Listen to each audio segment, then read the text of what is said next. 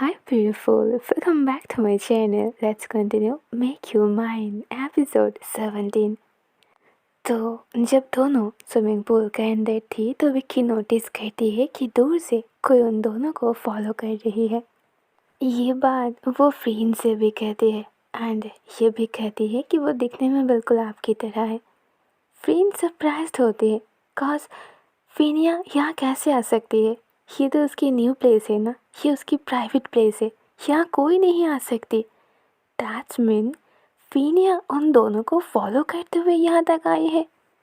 अगले सीन में फ्रेन विक्की को लेकर घर के अंदर आ जाती है और उसे वहीं पर वेट करने के लिए कहती है। फ्रेन जब बाहर जाती है तो विक्की उन्हें रोकती है। ये पर्सन वही है ना जो पार्टी में आई थी? वो बिल्कुल आपकी तरह है। वो कौन है फ्रेन? तो फ्रीन उसे कहती है कि वो उसकी ट्विन सिस्टर फिनिया है।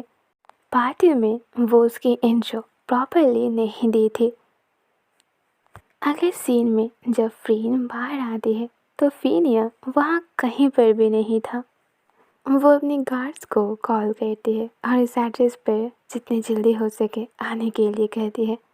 अदर साइड विक्की जो बेडरूम पर थी और वो अपनी वेट क्लॉथ को चेंज कर रही थी। सडनली उसकी रूम की डोर ओपन करके फ्रीन आती है। नहीं, फिनिया आती है।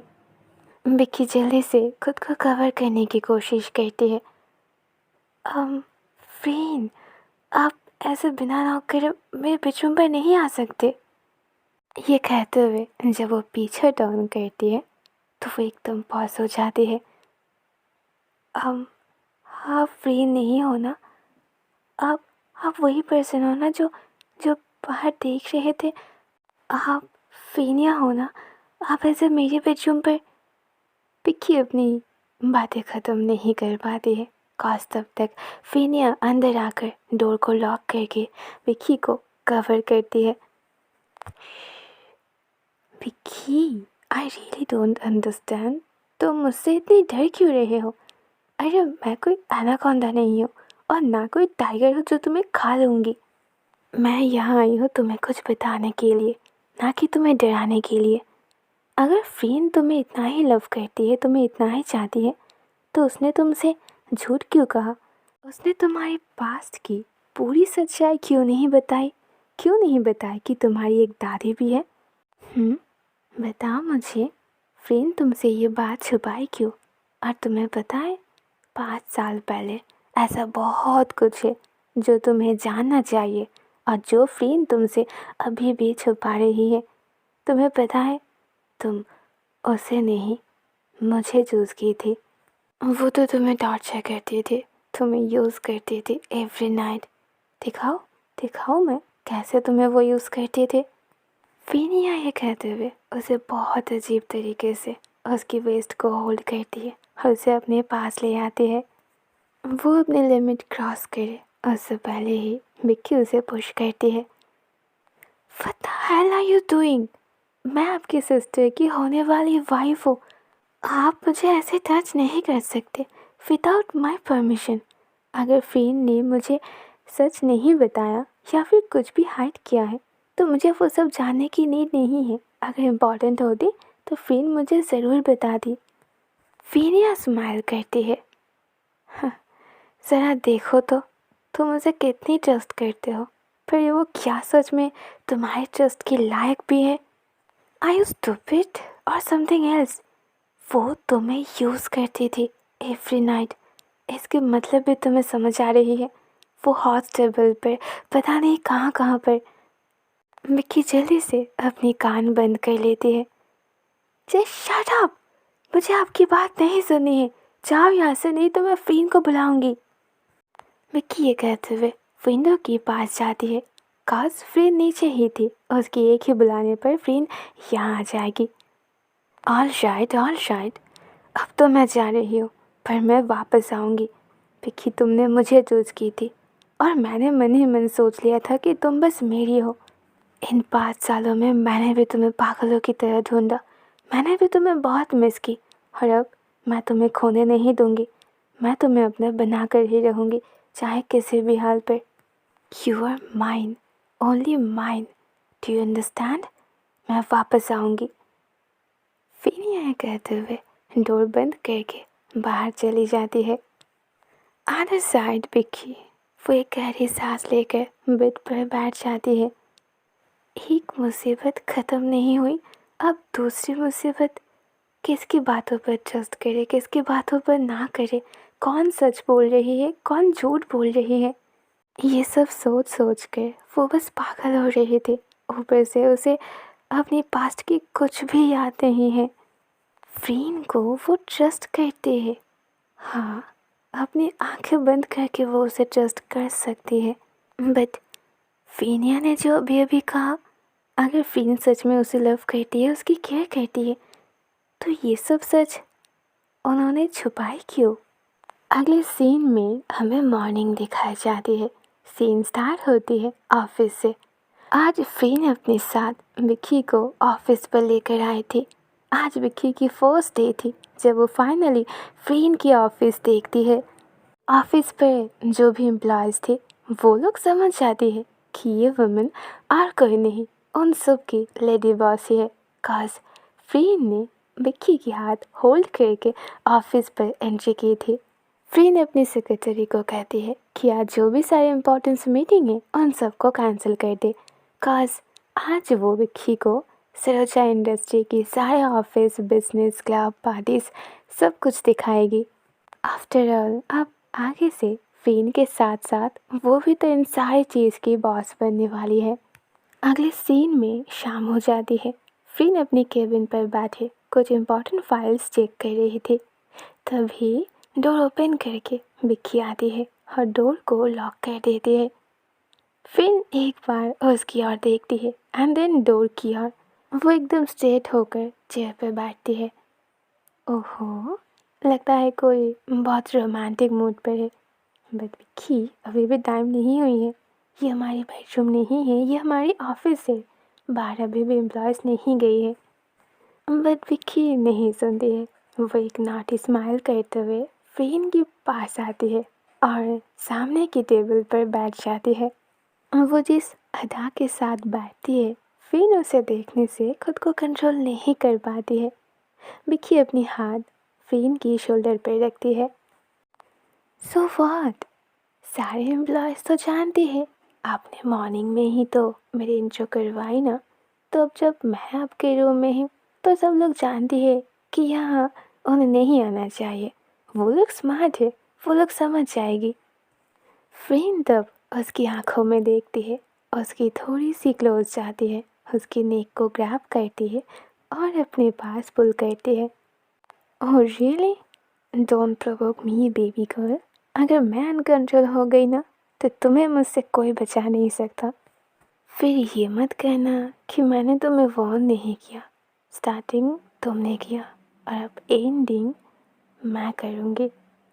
ये कहते हुए वो एक हंग्री लायन की तरह उसकी लिप्स पर एकदम टूट पड़ती है। जहाँ फ्रेन मिस्टर लायन था वहाँ विक्की भी मिसेस लायन थी। दोनों की नीड्स सेम थी और अब तो आग दोनों तरफ से ही जल चुकी है। विक्की उसे टाइटली ग्रैब करती है और बस खुद को किस करने देती है। फ्रीन उसे टेबल से अपनी गोदी पर लेती है, उसके दोनों हाथ को पीछे ग्रैब करती है, अपनी लेफ्ट हैंड से उसके हाथ को होल्ड करती है एंड राइट हैंड उसकी नेक पर रखे बस उसे किस कर रही थी। फ्रीन जब उसके नेक पर, उसके चेस्ट पर किस कर रहे थे तो विक्की बस सीलिंग की ओर देख कर मौन करती है। कुछ टाइम बाद फ्रीन उसे उठाती है, उसे टेबल पर रखती है, उसकी शोल्डर को धीरे से पुश करके वो उसे टेबल पर लेटा देती है।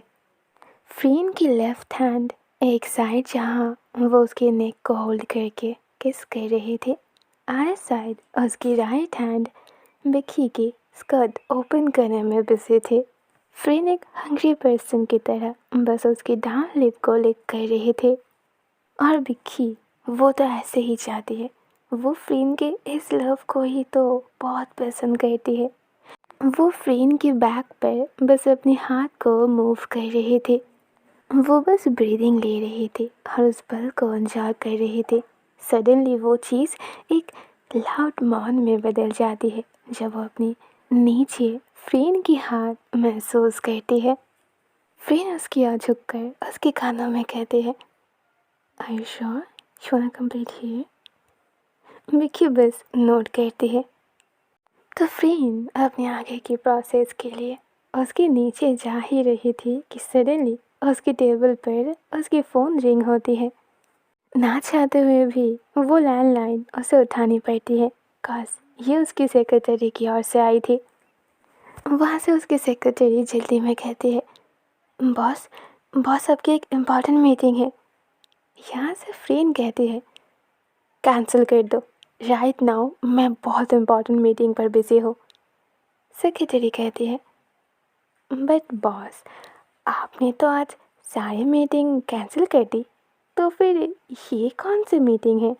फ्रेन एक बार विक्की की ओर देखती है जो अपने एल्बो से सपोर्ट करके उसकी ओर देख रही थी एक अनसेटिस्फाइड फेस के साथ। ये मेरी पर्सनल मीटिंग है और कुछ जो भी मीटिंग से कैंसिल कर दो। उसकी सेक्रेटरी कहती है, नो नो बॉस लिसन, ये बहुत इम्पोर्टेंट क्लाइंट है, ये मिस्टर जीहू आया है।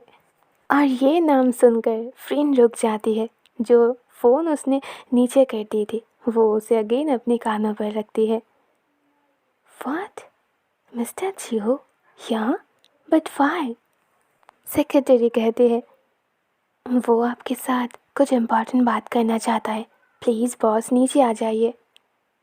फ्रेन फ़ोन को रखे एक गहरी सांस लेती है।